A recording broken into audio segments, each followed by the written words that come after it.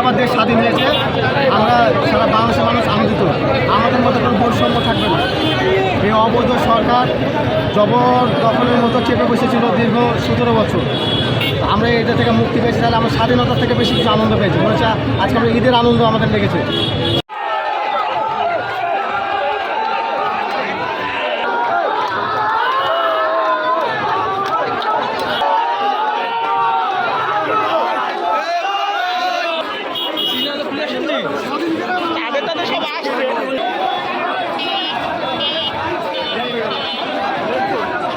আসসালামু আলাইকুম। আসলে আমাদের জীবনের দীর্ঘ 17-18 বছরের গ্লানি। আমরা দীর্ঘ সময় 19 সালে জেল, 13 সালে জেল, 23 সালে জেল এবং 24 সালে জেল।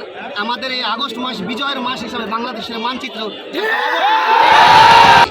এই বিজয় বাংলাদেশের গণতন্ত্রের বিজয়, এই বিজয় বাংলাদেশের সাধারণ মানুষের বিজয়, এই বিজয় ছাত্র জনতার বিজয়। আমরা ইনশাল্লাহ আগামীতে যে বাংলাদেশে নতুন সরকার উদয় হবে এবং একটা নতুন সূর্য উদয় হবে, একটা সুন্দর Bangladesh, smart Bangladesh, take back Bangladesh তৈরি আশা নিয়ে আমাদের এই পথযাত্রা শুরু হবে ইনশাল্লাহ।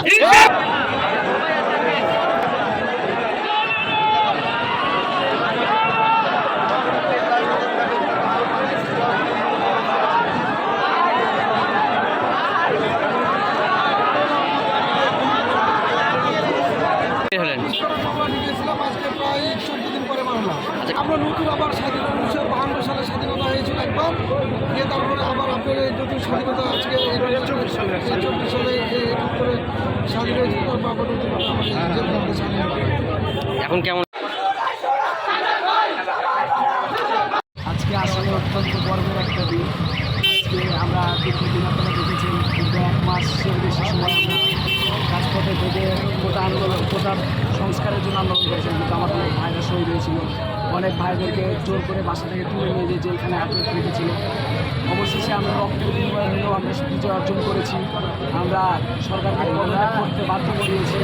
ঈদের আজকে আমাদের ভাইয়েরা যারা মুক্তি পাচ্ছে তাদের জন্য অনেক খুশি, এবং সেই সাথে দুঃখের সংবাদ আছে যারা মারা গেছে তাদের জন্য অনেক আসলে কষ্ট, যাতে কখনো জাতি ভুলবে না। তবে দিন শেষে যে বাঙালি জাতি হাজার রক্তের বিনিময়ে স্বাধীনতার বিজয় অর্জন করেছে দ্বিতীয়বার, সেটা অনেক খুশির আর অনেক গর্বের একটা বিষয়।